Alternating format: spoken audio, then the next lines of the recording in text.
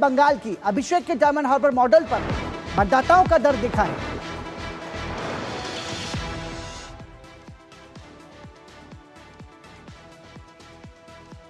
तो diamond harbour को लेकर के मतदाताओं का दर्द दिखाई दिया है। हालांकि कल जनादेश का समय है, कल फैसले की घड़ी है, लेकिन अभिषेक बनर्जी फाल्ता में यह कहते हुए दिखाई दिए हैं कि 10 जन्म ले लोगे तो भी फाल्ता जीत नहीं पाओगे। बताते हैं आपको इस रिपोर्ट के जरिए ग्राउंड जीरो से हमारे संवाददाता की खबर।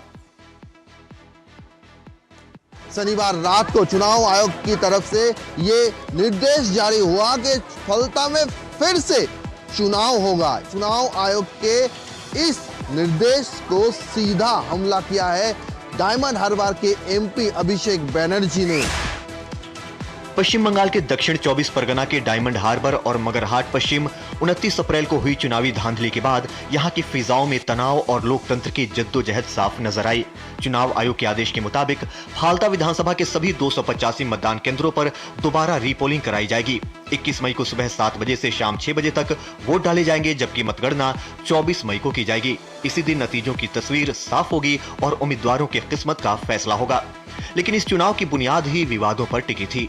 बीजेपी ने जब इस इलाके की तुलना पाकिस्तान के कुख्यात लयारी से की तो सियासत में भूचाल आ गया। टीएमसी ने इसे बंगाल की अस्मिता का अपमान बताया, लेकिन फलता विधानसभा से आई तस्वीरों ने आरोपों को हकीकत में बदल दिया। यहाँ ईवीएम में बीजेपी उम्मीदवार के बटन पर टीप लगाकर उसे छिपाने की कोशिश की गई। एक तरफ अभिषेक बनर्जी का बहुचर्चित डायमंड हार्बर मॉडल है, तो दूसरी तरफ फलता के हासिम नगर की वो खौफनाक सच्चाई जो कैमरे के सामने सिसक रही है। यहाँ पे सुरक्षित नहीं रहता है। हम लोगों का महिला लोग हमारा भाभी को धमकाता है, चाचा को धमकाता है, भाभी को जाके बोलता है कि तुमको मार दूंगी, काट दूंगी, घर जला दूंगी, घर से निकल जाओ, ऐसे करके हमको धमकी दे रहा है। हम लोग बस यही बोल रहे हैं कि हमारा का धमकी ना मिले, हम लोगों को इंसाफ चाहिए बस। इधर हमारा अभी तो हम लोग सुरक्षित है, देख रहे हैं सीआरपी पे, उन लोगों के वजह से ही हम लोग थोड़ा निश्चिंत रात में सोने जा सकते हैं। लेकिन अभी देखो महिला लोग खाना वाना सब कुछ छोड़ के इधर आए हैं। हम लोगों का एक ही पॉइंट है कि हम महिला है। हमने कुछ लोग मैं खुद भी टीएमसी को ये वोट दिया, लेकिन हम क्या पाया। भाजपा ने इस पुनर्मतदान को अपनी नैतिक और संवैधानिक जीत मान रही है। वहीं टीएमसी अब भी इसे बंगाल को बदनाम करने की केंद्रीय साजिश का नाम दे रही है। लेकिन सवाल किसी पार्टी की जीत या हार का नहीं है, सवाल उन मतदाताओं का है जो संगीनों के साये में अपना वोट डालने निकले हैं।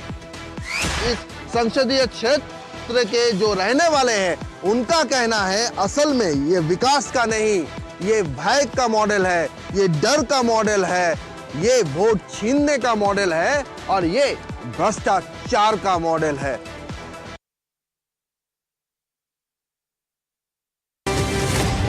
पश्चिम बंगाल में